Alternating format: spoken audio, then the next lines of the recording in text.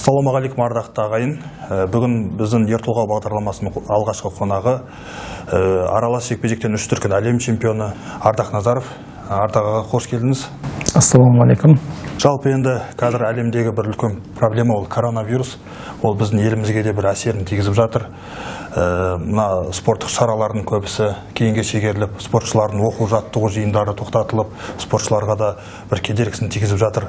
Енді осы туралы біраз өзіңіздің спортшыларға тигізіп жатқан бір әсер туралы, осы біздің елімізге тигізіп жатқан әсер туралы айта кетсеңіз. Жалпы әлемде дүниеде болып жатқан кез келген іс Алла Тағаланың құдіретімен жүзеге асады. Қандай іс болмасын. Жалпы енді бүкіл әлем дүрлігіп жатқан осы нәрсе енді бүгінгі семейға қарайтын болсақ, әлемдік жалпы бұқаралық ақпарат құралдарына болып жатқан жағдай қарайтын болсақ, енді бұл әлемді дүр сілкіндіріп жатыр. Бірақ бұдан да қатерлі, бұдан да қиын аурулар бар. Енді қарап отырсаңыз, жалпы Алла Тағала қаламаса ешкімге ештеңе тимейді. Сондықтан оны сақтану керек, әрине, бірақ қорқып, жаңағындай осындай нәрсе болады екен деген нәрсені ол керек емес деп ойлаймын. Өйткені жалпы адам баласы, мысалы енді бүгінгі таңда ойбай азық-түлік болмайды екен, осындай болмайды екен деген сияқты. Жалпы адамдар талас тартыс болып жатқан жағдайлары бар. Оның бәрі енді Алланың берген ризығын жейсіз ғой. Бізде де енді залымыз жауып қойдық. Енді мемлекеттікке бағанамыз, әрине заңға бағанамыз. Оның сыртында жаңағы енді зал деген өзіңіз білесіз, көптеген адамдардың келетін орны. Сондықтан уақытша біздің залымыз жабылып тұр, бірақ жаттығу тоқтамайды. Күнде таңертең тұрған кезде, ей Алла мені сақтай көр, жамандықтан сақтай көр, пәле-баланы сақтай көр деген сияқты Аллаға сиынып, Құлас фәләқ нас деген сүрелер бар. Оны әр қазақ білуге міндетті жалпы. Кезінде оны біздің Бауыржан Момышұлы атамыздың өзі шинелінің ішіне Момынқұл ағасы сол сүрелерді жаңағы әскери билетіне жазып, соны шинелін тігіп берген. Аятыл көрсі, Құлас фәләқ нас, Фатиха деген 5 сүрені. Сонда шинелім шұрқ десі дейді, бірақ оқ деген жоқ дейді. Көрін, Алланың құдіреті бұл. Сондан адам баласы Аллаға қарай бұрылу керек, Алладан тілеу керек, және сақтану керек. Сұхбаттарыңызды көріп жүрем, жаңағы видеоларыңызды көріп жүрем, бірақ сізден сұхбат алатындардың көбісі спортқа қатысты сұрақтар көп қойыла бермейді. Сондықтан мен бүгінгі ұсынысым осы біздің бағдарламада сізге осы спортқа қатысты көбірек сұрақтар қойсам. Жалпы осы өзімнің көкейімде жүрген осы спорттағы біраз ойларымды сізден сұрасам деген ойдамын жалпы. Енді бізде осы мемлекетіміз басқа да Біріккен Араб Әмірлігіне жарысқа барамыз, көреміз, сол жақтарда мемлекеттер қолдау көрсетіп спортты дамытып жатады. Әрбір мемлекет өзінің спортшыларына бір жақсы қолдау көрсетіп жатады. Біздің елімізде бір ерекше қолдау көрсетеді. Олимпиада чемпиондарына көңіл аударып, біздің мемлекетімізге спорт қаншалықты керек, жалпы спорттың береріне осы мемлекеттің қолдауы. Өте келелі, керемет сұрақ қойып отырсыз. Үнеммен мен айтып та жүрем бұл сұрақтың жауабын. Жалпы айтқан кезде спорт ол деген жалпы салауатты өмір, ең бірінші адамды жақсылыққа, тазалыққа, шыдамдылыққа тәрбиелейді. Үлкен мақсат, биік белестерге тәрбиелейтін бір керемет айналысатын іс қой, жалпы айтқан кезде. Жалпы спорт үлкен мәдениет. Жалпы алып қараған кезде бүгінгі таңда Қазақстанда енді біз ММА жүзесудің мамандары болғандықтан кезінде министрлік тарапынан олимпиадалық вид емес спорттарды қолдамаймыз. Олар өздері жекелеген демеушілердің қолдауымен өмір сүреді деген сияқты қағидат әлі күнге ұстап келе жатыр. Ол мүлдем дұрыс емес. Мысалы, олимпиадалық вид спорт түрлерінен басқа спорт түрлері тоқалдан туған жоқ. Ол да осы даланың балалары. Керек десеңіз, қазақтың байрағын желбіретіп, әлемнің кез келген түкпір-түкпірінде біздің әнұранын ойнатып жатқан сол көптеген кәдімгі бүгінгі ММА жүзесудің жарық жұлдыздары. Әрине, мен де олимпиада чемпионы болғым келген, грек-римдік күресімен күрескен, мысалы, Дәулет Тұрлыханов, Жақсылық үшкен бір баталарымызды жақсы көріп, еліктеп өскен, мысалы. Бірақ сол деңгейде, мысалы бүгінгі таңда олимпиада спорт түрлеріне қалай көңіл бөлінеді, тура сол деңгейде біздің аралас жекпе-жектер мен басқа вид спорт түрлеріне солай көңіл бөліну керек. Олимпиадалық вид болмаса да, өйткені ол жердегі спортшылар кәсіби түрде айналысу үшін олар жұмыс істемеу керек. Мысалы, менің қаншама шәкірттерім бар, күзетші болып істейді, біреулер такси болады, түнде келеді, ұйықтамайды, ертең жаттығуға келеді деген сияқты. Бір шетен ақшасы керек, ақша таппаса жаттығу жасай алмайды, витамин алу керек, анау-мынау деген сияқты қарасаңыз өте қиын жағдайда. Бірақ қазақ жігіттерінің бүгінгі мысалы әлемдік деңгейге шығып жатқан жігіттеріміздің барлығы осы уақытқа дейін тек қана мына жүректің арқасынан шығып келді. Жүректің, рухтың арқасында, батырлықтың арқасында, намыстың арқасында. Мысалы, жарыстың алдында жарақат алады, бірақ мына ел қарап тұр ғой. Жаңағындай менің қолыма жара шықса да, басым ауырса да, аяғым сынса да мен шығайын деген сияқты намыспен келіп жатыр. Мен оның бәрін осы уақытта жүргеннен көріп жүрмін. Мысалы, егер сол біздің жігіттерде қазір жүрегінде иманы бар, намысы бар, өр рухты қазақтың батыр жігіттеріне шетелдің медицинасын, шетелдің техникасын, шетелдің бағанағы мықты бапкерлерінің техникасын алып келіп қосатын болса, бұл қазақ әлемді қопарады. Мен оған гарантия берем.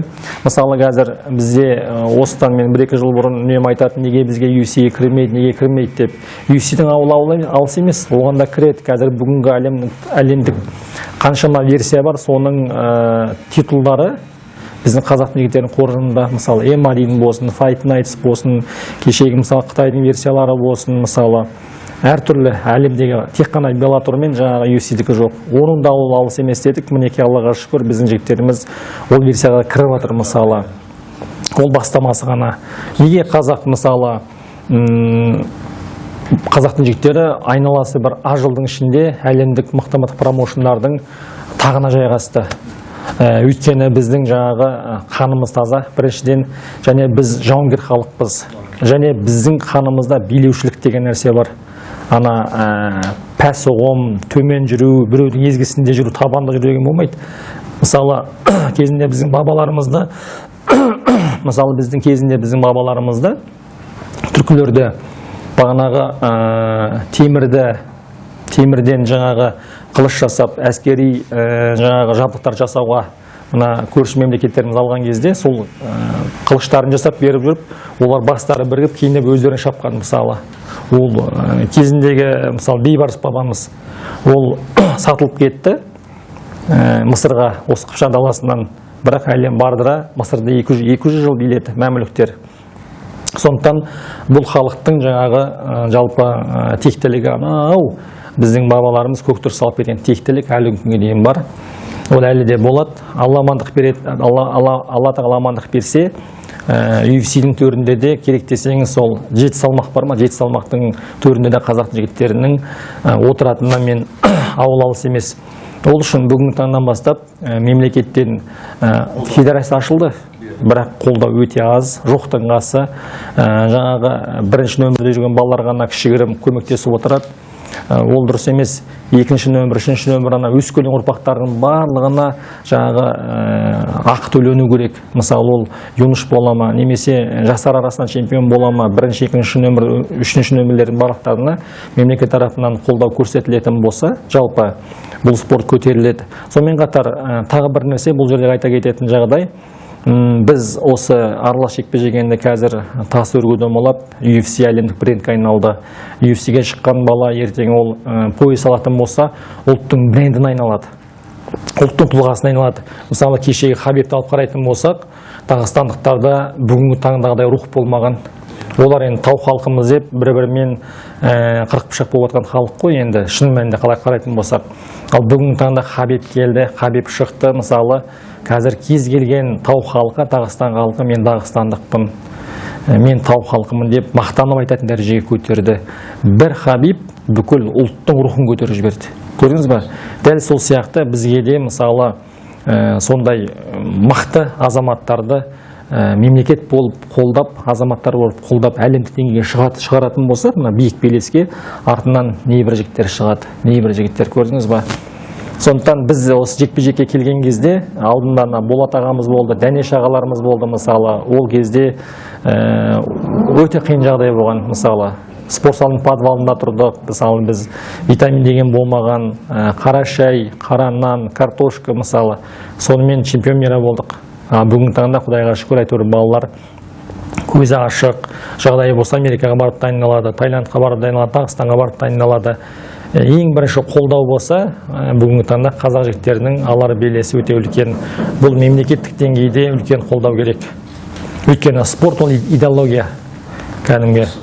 Спорт идеология деген нәрсені мен айтқым келіп отыр да, жалпы осыған сіз қалай қарайсыз? Жалпы енді олардың бәрі әрине UFC-дің чемпионы болмайды, олардың барлығы бір әлем чемпионы болмауы мүмкін спортпен айналысатындардың, бірақ олар спорт арқылы біз 100 баланың 100-іне бірдей патриоттыққа тәрбиелемесек те, соның бір 70-іне біз мүмкін спорт арқылы патриоттыққа, өз елін сүюге, себебі біздің ертең осы ата-бабамыздан қалған жерге ие болып қалатын болашақ ұрпақты мүмкін спорт арқылы патриоттыққа тәрбиелеу. Осыған мемлекет осы спортқа мүмкін идеология ретінде қарау керек шығар.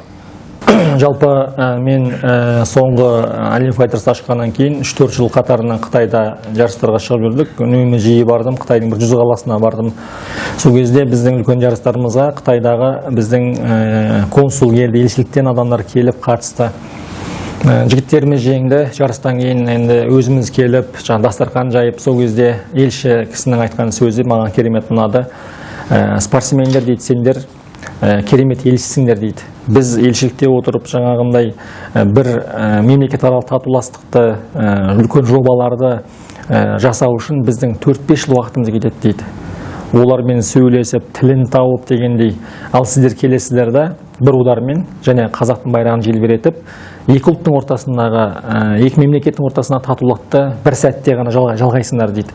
Сондықтан нағыз елші біз емес, нағыз елші бұл жаңа спортшылар дейді. Әлемде бейбітшілік болған кезде олимпиада болады. 40 пышақ болып 40 қысып ататын болса олимпиада қайдан болады? Бүкіл әлемнің жаңағы спортшылары бірігіп бір тудың астында бір мемлекетте өздерінің мемлекеттерін паш ететін нәрсе. Сондықтан қай елдің экономикасы мықты, сол елдің спортшылары да мықты болады. Мәселен, бүгінгі таңда Америка, Қытай, Ресей, мысалы, Жапония деген сияқты, Англия деген сияқты. Өйткені экономика мықты болса, медицина дамиды. Ал медицина дамыған кезде бүгінгі таңда фармацевтика деген өте жоғары деңгейде дамыған. Мысалы, Пакьяо, Флойд Мейвезер не ішеді, не қояды білмейсің. Анандай рингке кіріп шаршамай шығу оңай емес.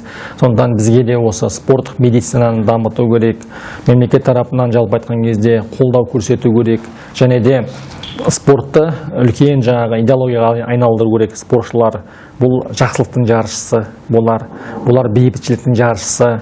Арақ ішпеуге, темекі тартпауға, салауатты өмір ұстануға, жалпы әрбір спорттың өзінің мамандарын, жігіттерін ұлттық брендке айналдыру керек қой. Мысалы, сол кезде енді ол айналып та жатыр, ол болып та жатыр, бірақ тағы да көбірек жұмыс істеуіміз керек. Мен өз тарапымнан, сіз өз тарапыңыздан шама жеткенше сол клубтағы балаларды дайындап жатырмыз ғой. Мысалы, менің ең бірінші мақсатым чемпион болу емес, ең бірінші адам болу, тәрбиелі чемпион болу. Мысалы, көрдіңіз ба? Сол сияқты менің бапкер болып істегеніме, мысалы, спортта жүргеніме 30 жыл болды. Бапкер болып істегеніме 20 жыл болды. Жалпы спортшы маман ретінде, бапкер ретінде, мысалы, әрбір келген балаға дұрыс тәрбие беру керек екен. Мен соны байқадым. Өйткені спортшы, жалпы қазақтың жігіттері деген энергиясы көп. Әрбір бүгінгі кез келген спортшыны алып қарасаңыз, оның бойында Қабанбайдың, Бөгенбайдың, Наурызбайдың, жаңағы біздің батырларымыздың, Махамбеттің, Исатайдың қаны бар. Ол қан, ол жай қан емес, ол қозғайды бір нәрсеге. Сол бойындағы тектілікті, асыл қанын, қайнап тұрған қанын спортқа салу керек. Мысалы, бүгін таңда Рамзан Қадыров өзінің шешен халқын спортқа толықтай бұрды ғой. Спортпен айналысқан халқын дені сау болады, рухы биік болады, духовой болады жігіттер, ешкімнен қорықпайды. Мысалы, жұдырығына сенеді, өзіне сенеді, иманына сенеді дегенде көрдіңіз ба? Ал қазақта да сондай қаны қайнап тұрған халық, бұла біздің еліміздегі біздің жігіттердің барлығын спортқа бұру керек. Бала кезінен бастап, керек десеңіз жаңағы мектепте болатын дене шынықтыру сабақтарын бокс, күреске айналдыру керек. Көрдіңіз ба? Ол міндетті түрде жігіттердің барлығы бокспен, күреспен өсетін болса, қыздарымыздың өзі жүгіріп, әртүрлі оларда спортпен айналысатын болса, жалпы ол баланың бойында спортқа деген қабілеттілік пайда болады. ертең елін жерін қорғай алатын болады, әскерге дұрыстап бара алатын болады. Ертең бір қарындасын біреу ренжітіп жатса, соны барып қойсаңшы бауырым деп айта алатын болады. Ал өзің қыз сияқты майысып тұрсаң, сен қалай айтасың? Қой деп, мысалы, көрдіңіз ба? Сондықтан мектептен бастап бұл істі қолға алу керек. Жалпы енді мен тағы бір осы ойға бір қосарым бар еді сізге. Мысалға, мен осы Адам Фокс деген американдық бір джиу-джитсуның қара белбеугері осы Қазақстанға келіп, мен бапкерім болды. Сол кезде сол кісі, ол кезде менде 70-тей шәкірт спорт клубында. Осындай 70 шәкіртім бар, 70 шәкіртті дайындап жатырмын десем, ол жігіттің айтқан сөзі: сен 70 шәкіртті дайындап алған жоқсың, сен оның өмірін құтқардың дейді. Сол кезде мен ол сөзді мен баста түсінбей қалдым. Одан кейін маған түсіндіріп бергені, сен ол 70 шәкірттің жаңағы бұзақылыққа, жаңағы зиянды әртүрлі әрекеттерге, нашақорлыққа, ішімдікке олардың көңілін бұрмай, олардың көңілін сен спортқа қарай бұрдың. Оларға ол нәрсе қызық емес деп айтқан кезде, мен сол кезде бір үлкен жауапкершілікті түсіндім. Яғни мен бапкер ретінде оған тек техникаларды үйретіп қана қоймай, мен оған жаңағы рухани тәрбие бере аламын. Себебі өзім енді бапкер болып жүрген кезде кейбір кезде әкелері келеді, балам еркелейді, тыңдамайды, бірақ сіздің айтқаныңызды тыңдайды. Бапкер ретінде мүмкін сіз былай айтатын шығарсыз, сабағын оқы деп айттыңызшы, сіздің айтқаныңызды жаңағы ағайым айтты деп үнемі тыңдап жүреді деп. Сол нәрсені мен түсінгеннен кейін жалпы осы ұрпақ тәрбиесіне бапкерлердің үлесі зор деп өзім білдім. Сондықтан бұл нәрсеге мен үлкен жауапкершілікпен қарадым. Өзімнің жеке ойым, бапкер ол спортқа қызығып келген баланың қызығушылығын басып тастамай, керісінше баланың спортқа деген қызығушылығын арттыру керек. Яғни рухани жұмыстар жүргізу керек. Осы туралы жалпы өте дұрыс айтасыз. Жалпы айтқан кезде бапкер ол тек қана лап ұстайтын немесе разговорда балия отыратын адам болмау керек, ол психолог болу керек. Бірінші, одан жүрегі кең болу керек, жүрегі үлкен, әкесі сияқты мейірім беру керек балаларға. Әрбір келген балаға құшақ жайып қарсы алу керек, ең бірінші. Одан кейін ол келген 30 бала, 70 бала болсын, ол 70 аманат, 30 аманат. Ол біреудің тұңғышы, біреудің еркесі, мысалы, өмір жұмыс істемеген бала, әкесін тыңдамаған деген сияқты әртүрлі бала солардың тілін таба отырып, біреуді мақтаған жақсы көреді, біреуге кішкене ұрысып айту керек болады, мысалы. Сондықтан жалпы айтқан кезде бәрімізге бапкер айғайлады ғой. Ұрысқан кездері болды, мысалы. Мен оны көтеруіміз, өйткені бапкер менің өмірімде ешкім боқтап көрген жоқ, бапкерімнен басқа, мысалы. Бапкерім ұрсады, боқтайды, мен көтеремін оны, мысалы. Кейде дұрыс істемейсің дегендей, айтқан орындамайсың, кейде дұрыс шықпай қалады деген сияқты. Сондықтан жалпы айтқан кезде ең бірінші бапкер психолог болу керек қой. Содан кейін барып, мысалы, бізде бүгінгі таңда мен әр аптада бір рет тәрбие сағатын өткізуді жөн көрдім. Мысалы, кейде бапкерлердің өзінің білімі жетпей жатады. Мысалы, жұртшылықта тәрбие беруге, сен күштісің, ұрасың, сындырасың деген сияқты нәрсе ол керек емес. Өйткені ол бала, ол жас бала, ол жас шыбық, қалай бұрсаң солай бұрылады. Сен красавчиксің, сен ұрасың, сындырасың, сен мықтысың десең, ол ертең барып көшеде қорлануы мүмкін. Сондан бауырым, сен мықты болсаң, өзің рингте көрсет, көшеде ешкімге тиіспе, сен ата-ананың үмітін ақтауың керек, ата-ананы сыйлауың керек, егер жолың болғың келсе ата-ананы сыйла.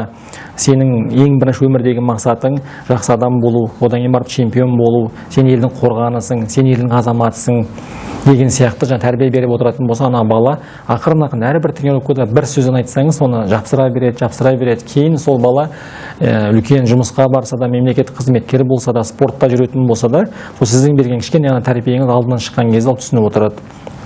Әрбір келген баланың өмірлік ұстанымын өзгертуге тырысу керек, және соның жақсы жаққа бұрылуына, жаңа сіздің Бразилиядан келген бапкеріңіз айтқандай, шын мәнінде құтқарып жатсыз. Өйткені сол 70 бала, егер сіздің Сағадат Нұрмағамбетов атамыздың атындағы мектеп сол ауылда болмаса, мысалы, ол балалар не істейді? 70 бала деген ол ертең бүкіл ел төңкеріп тастауы мүмкін. Біреусі наркоман болса, біреусі алқаш болса, біреу ата-анасын сыйламаса, біреу тұрса, түрмеге түссе, мысалы. Ол дұрыс емес деп ойлаймын. Ал бірақ сол осындай өзіңіздің еңбегіңізді ұстаздық арнағаныңыз ол үлкен нәрсе. Сондықтан жалпы айтқан кезде ұстаздарды, тренерларды қайтадан тәрбиелеу керек деп ойлаймын. Мысалы, енді бүгін осы интервьюді көбі көреді бапкерлер. оларға былай деп айтқым келеді. Өзіміздің біліміміз жетпей жатса, енді мықты бапкер болуы мүмкін, бірақ дұрыс сөйлемеуі мүмкін, мысалы, тарихты білмеуі мүмкін, мысалы. Бірақ сол тарихты білетін жақсы азаматтарды аптасына бір рет шақырып, чемпиондарды шақырып, мысалы, кездесу өткізу керек. Мысалы, біздің залымызда Нұрбақыт Теңізбаев келіп кетті, мысалы. Нұрбақытпен ана бір-екі бала күресті біздің балалар. Сол баланың ойында керемет жаңағы ой қалды. Илья Ильин келді, мысалы. Сол сияқты аптасына бір рет болмаса да айына бір рет міндетті түрде шақырып, ана балаларға тәрбие жұмыстары міндетті түрде беріліп отыру керек. Үйінде ата-анасы тәрбиелесе, мектепте мұғалімдер тәрбиелесе, спорт залда сіз тәрбиелесеңіз, ол ешқайда қайда кетпейді. Үйінде ата-анадан мейірім болмағаннан кейін, ата-анасының баламен қарым-қатынасы жоқ бүгінгі таңда. Қазір біз таңертең кетеміз, кешке бірақ келеміз. Баламыздың қолында айфоны бар, жақсы мектепте оқып жатыр дейміз, 5 уақыт тамағымен арбер таситын көліктері бар. Сол біз баламызға қанағаттанып жүрміз. Мысалы, анасы үйде отырады, телефон қарап, күні-түні Инстаграм немесе сериал деген сияқты. Ана бала өсіп жатыр өзімен өзі. Сонда ол үйінде ата-анадан мейірім көрмесе, мектепте мұғалімдерден дұрыс мейірім көрмесе, біз қоғамға жаңа дүдамалау, ешкімді ештеңе ұқпайтын, интернет тәрбиелеген, көшедегі достары тәрбиелеген бір ұрпақты тәрбиелеп жатырмыз. Сондықтан менің айтарым, жалпы айтқан кезде, спортқа берген кезде дұрыс бапкерге барып беру керек. Мысалы, өйткені сол бапкердің, мысалы, көптеген ата-аналар білемін, мысалы, балалар ата-анасын тыңдамайды, сіз айтқандай, бапкерін тыңдайды, мысалы. Сол бапкер әсер етсе, ұстазы дұрыстап таңдау керек, ұстаз әсер етсе, жан-жақты тәрбиелейтін болсақ, мына елдің болашағы, мына елдің тізгіні, тәуелсіздік деген ұғым ол біздің қолымызда. Ертең, мысалы, 100 жылдан кейін біздің ұрпағымыз бізге алғыс айта ма, қарғыс айта ма, біз білмейміз. Ал егер бүгінгі таңда біз осыны ұстап қалмасақ, тәуелсіздікті, қазір қазақ халқының енді қыл үстінде тұр деп айтпаймын, бірақ әлемдік неге салып қарайтын болсақ, қазір кез келген жерде қауіп бар, мысалы. Ол қауіп деген жақсы, қорғанасың, көрдің бе? Сондықтан жалпы айтқан кезде ұрпағымызды мықтап тәрбиелеуіміз керек қой, жан-жақты қылып. Өзіңіздің клубыңыздың жұмыстарын айтып жатсыз. Жалпы енді осы бір 5-6 жыл бұрын сіздің әлеуметтік желіден радиода сұхбат береді дегенді естіген болатын. Сосын сол радионы арнайы мен қосып тыңдадым. Сол кезде сіз ақшқа барып келген кезіңіз, сол кезде мына клубтық жүйе туралы айтқан болатсыз. Яғни клубтық жүйе ол спорттың дамуына бір өзіндік үлес қосатын және спорт бизнес деп айттыңыз. Сол сөз енді сол кезде мен ол сөзді дұрыс түсінбедім да, дұрыс түсінбей кішкене бір ренжумен қарадым осы сөзге. Кейін өзім клуб ашып жаттыққаннан кейін бұл сөзді мен түсіндім. Яғни клубтық жүйе бізге керек екен. Яғни менде қазір Алматы қаласында бір жаттығу зал болса, Алматы облысы Іле ауданында бір жаттығу залым бар. Енді көрші ауылдар жаңағы мектеп директорлары бар, ата-аналар бар, барлығы біздің де ауылдан осылай спорт зал ашсаңыздар деген ұсыныстар айтады. Бірақ енді оның барлығына біз үлгермейміз. Бірақ ол жақта да спортқа қызығатын, спортқа бергісі келетін ата-аналар бар, бірақ әлі күнге дейін залдар жоқ. Міне 3 жыл бұрын айтылып еді, өткенде тағы да осы мәселені көтеріп, осындай спорт залдарын ашсаңдар дейді. Енді мен өзімнің енді клубымнан біраз шәкірттер жетістікке жеткен кезде, енді бізде мемлекет тарапынан енді әрине енді аудандық жаңағы нелерден сендер жеке спортсыңдар ғой. Сендер жеке спорт клубсыңдар ғой деп бөліп тастайды. Біз жаңағы марапат берушек, а сендер жеке клуб өздерің үшін істеп жатсыңдар деген нәрсені қозғайды. Жалпы енді мен өзімнің сол кезде бір ойлағаным, біздің жеке клуб болса да елге пайдасын тигізіп жатқан клубтар бар. Яғни ұрпақтың тәрбиелеуіне, спортпен айналысуына, әртүрлі іс-шаралар ұйымдастырып жатқан клубтар бар. Енді осы клубтық жүйе бізде, мен енді былай қарасам спортта бізде футболда ғана клубтық жүйе бар. Осы аралас жекпе-жекте, осы күрес түрлерінде, бокс түрлерінде клуб болғанмен олардың болашағы үлкен болмайды, көбісі жабылып қалып жатады, немесе жұмыстары тоқтап қалып жатады. Яғни мемлекеттен ешқандай бір қолдаулар жоқ. Енді осы сіздің клубыңызға жалпы қандай қолдаулар көрсетеді мемлекет тарапынан? Және осы клубтық жүйені дамыту дегенге сіз жалпы қалай қарайсыз? Жалпы мен өзім арманшыл адаммын. Бала кезімнен жатып армандайтынмын. Сол армандарымның барлығы ақырын-ақырын орындалып келе жатыр. Соның ішінде әлем чемпионы болуды армандадым. Алла тағала оны маған нәсіп етті дегендей. жеке мектебін ашсам деп армандадым, мысалы әлем файтерс, әлем жауынгерлерін аштық. Жалпы егер сіздің өзіңіздің жеке мектебіңіз болса, сіз оны махаббатпен басқарасыз. Ол сіздің туған балаңыз сияқты аялайсыз. Оның әрбір қиындығына сіз уайымдайсыз, жетістігіне қуанасыз, мысалы. Сондықтан жалпы айтқан кезде бізді жекелеген бір спорт мектепке апарып қоя салған жоқ, мысалы осыны басқар деп. Ол экономист спортты қалай басқарады? Сол спорттың жаңағы отынымен кіріп сумен шыққан адам ол білет та, мысалы, көрдіңіз ба? Мысалы мен спорттың бәрін қойып, сол кеткен қаржыға мысалы бір тойхана немесе бір ресто салып алып, соны арендаға беріп отыра бермеу болады, бірақ мен өйткем жоқ. Бүкіл тапқан таянғанның бәрін сол жаңа мектеп ашып, сол балалардың өсуіне жұмсадық. 15-тен аса әлем чемпиондарын дайындадық, мысалы, аллаға шүкір, ММА бар, джиу-джитсудан бар деген сияқты қарасаңыз, 5 қаладан мектеп аштық. Енді қазір бәрін жабуға тура келді. Олар басқа клубтарға өздері енді өскеннен кейін жеке-жеке клуб болып кетті, мысалы. Үйренді бізден қаншама нәрсе, қаншама балалар келді, жекелеген клубтар ашылды. Біздің жаңағы тарапымыздан тәрбие алған чемпиондар бөлек-бөлек клубтар ашып кетті, мысалы. Көптеген аллаға шүкіршілік, мысалы, оның бары біздің тәрбиемізде өскен балалар. Жалпы айтқан кезде бағанағы бір сұрағыңызда, көбінесе мемлекеттік спорт мектептерде жалпы айтқан кезде результат беру үшін, нәтиже беру үшін жас балаларды аямайды. Юнош кезінен бастап жаңағындай тайды бәйге қоса береді ғой, қайта-қайта салмақ болатады, мысалы. Сөйтіп ана балалар жастар арасында өскен кезде, молодежьқа өткен кезде қызығушылықты бірден тоқтайды да, спорт залды көргісі келмей, тердің есінен жеркен тұратын жағдайға жетеді. Неге? Өйткені ана бала 7 жасында әкесі келіп берді, 8 жасында, 10 жыл 18 жасына дейін ана баланы әбден қуалап, жілік майын сығып алды ғой баланы. Мен талай баланы көрген, мысалы. Ал енді ол бала, ол өсіп тұрған бала, оған ойын керек та, оған спортшыға келген кезде ол жай барақат жүру керек, ақырын разыван үйреніп, жарыстарға көп шығармау керек оны. Әбден оның бұғанасы қатайған кезде, мысалы, 15 жасынан бастап, кішкентай кезден бастап қоса беруге болады жарыстарға, бірақ қинауға болмайды. Нәтиже беру керек. Егер нәтиже бермесе, мысалы, спорт мектеп нәтиже бермесе, зарплата қысқарады. Результат болмағаннан кейін директорлар мемлекеттен қысады, мысалы. Сөйтіп ана қаншама балаларымызды, біз юноштарды жас кезінен сындырып алып жатқан жағдайымыз бар. Маған көптеген кісілер келеді, баласын жетектеп, спорт мектепке берейін деп жатыр едім, осындай жерде. Балаң неше оқиды? 6 оқиды, жетіп бермеңіз деймін. Егер мына бала талантына көзі жанып тұр, мынаны берсеңіз құртады ертең. Бұны қазір бір жақсы бапкерге беріңіз, кейіндеп өскен кезде мықты бапкерге сол кезде саласыз. Жалпы көптеген спорт мектептерде талант балалар өте көп, өте мықты балалар бар. Жас кезінде бір жарқылап тұрады, кейін сол үлкейген кезінде сол бала жоқ болып кетеді. Қайда кетті десең, бағанағы айтқандай сол кішкентай кезінде, тай кезінде әбден жарысқа сала берген. Сондықтан көптеген бапкерлерге сол спорт мектептердегі айтарым, жалпы бала кезінде көп қинамау керек. Техниканы үйрету керек, және оларға жаңағы игровой көбінесе ойнатып, қызықтырып, мысалы, серуендетіп, жарыстарға көп салмай, салмақ қылдырмау керек оларға.